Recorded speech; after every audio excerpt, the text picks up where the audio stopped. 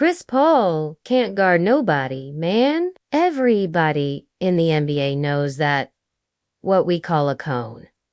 You know what you do with cones? Like when it's summer and you got a cone, you make a move. What does the cone do? Stay still.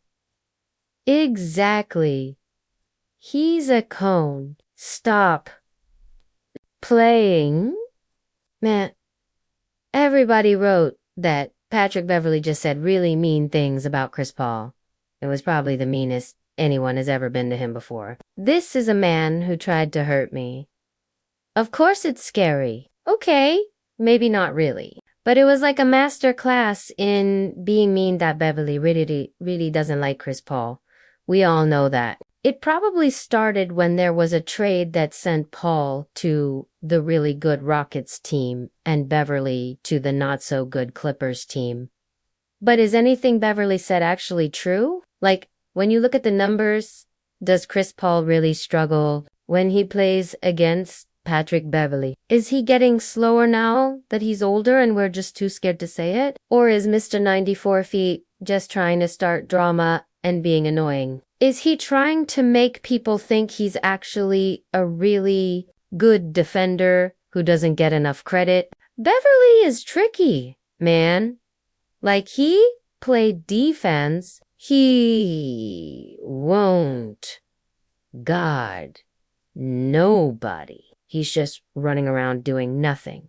Let's look at some of the numbers, starting with what everyone really wants to know, Beverley versus Chris Paul, head-to-head.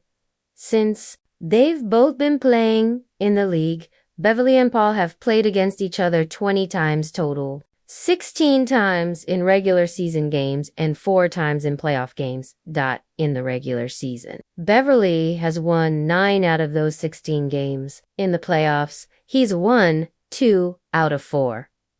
Just by looking at who won and who lost. Beverley's mean comments seem pretty right. And it's probably the number that Beverley would want you to pay attention to. He's beaten Paul more times than he's lost to him. That's not something you would expect from a regular guard going up against the point guard.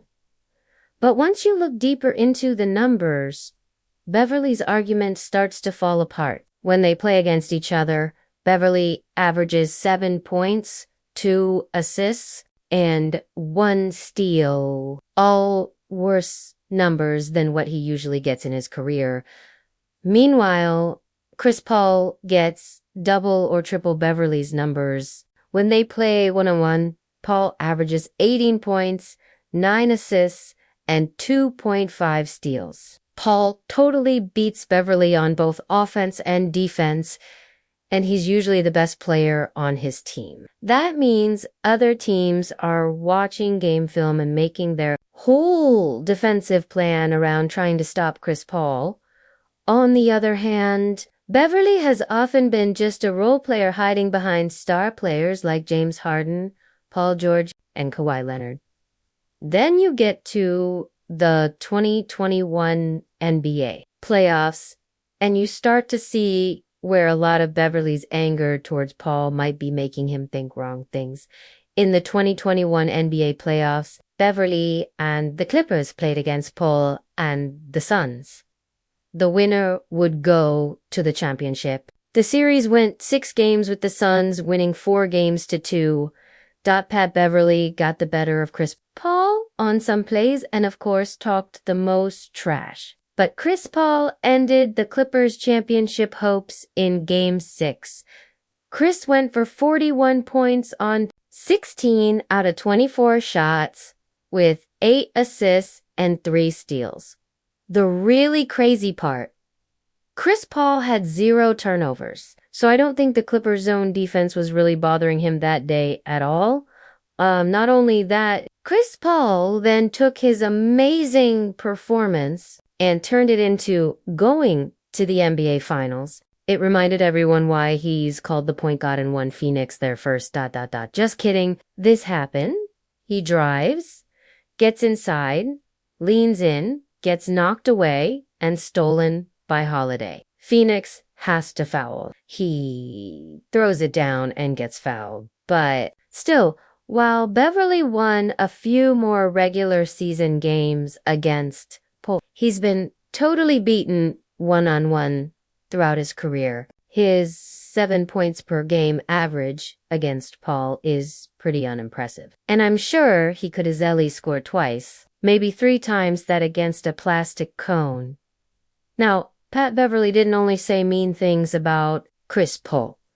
He made it even worse by comparing how he got ready to play against Paul versus how he got ready to play against one of the other greatest point guards ever, Stephen Curry. If I'm playing a game and I'm getting ready for the Phoenix Suns, come on, let's go. If I'm getting ready for a game against the Golden State Warriors, yeah, I'll let y'all know tomorrow I got an early one.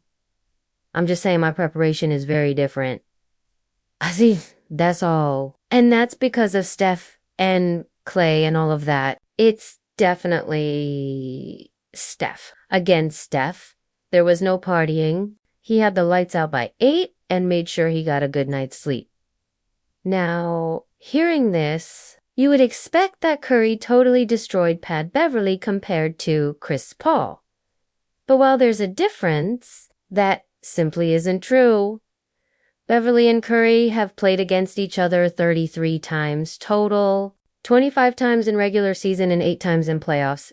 In those games. Curry has won 15 regular season games and 6 playoff games. He's also put up 25 points, 6 assists, and 1.5 steals against Pat Beverley. This includes a 42-point masterclass that ended with a game-winning layup.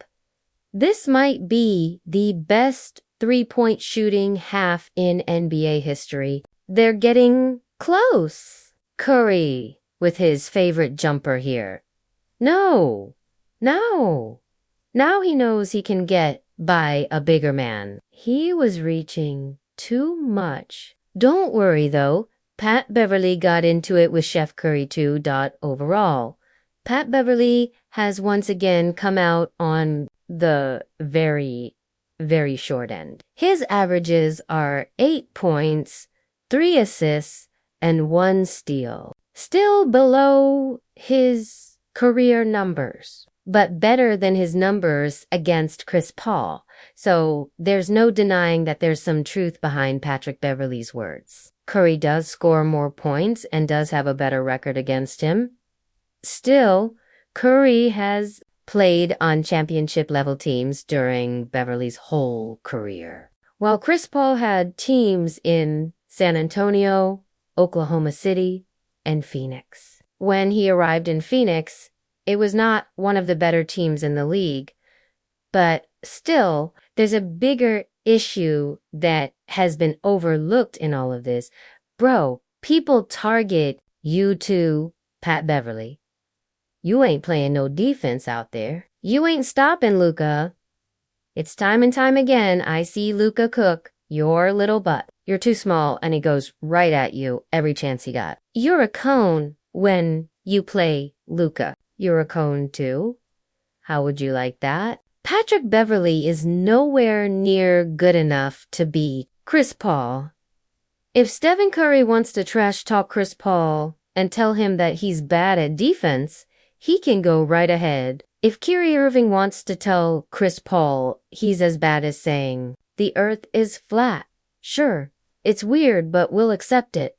Heck, if Marcus Smart, the Defensive Player of the Year and a much better point guard than Beverley ever has been or will be, wanted to talk a bit of trash about Chris Paul and try to get into his head, he could at least start the conversation. But in no world should Patrick Beverley, a regular point guard who won't go down as a top 750 player in NBA history, be able to say mean things about a surefire Hall of Famer like Chris Paul. Patrick Beverley's like the dude bragging after a fight. He clearly lost. But that's just my opinion. What do you think? Is Beverley telling the truth, or is he way out of line? Let me know what you think in the comments below. If you enjoyed these longer videos, hit the subscribe button and click the notification bell. I have a ton of awesome content coming out, and I always make my videos for the Henry Hoops audience. So if you don't want to miss out, hit the subscribe button. Peace.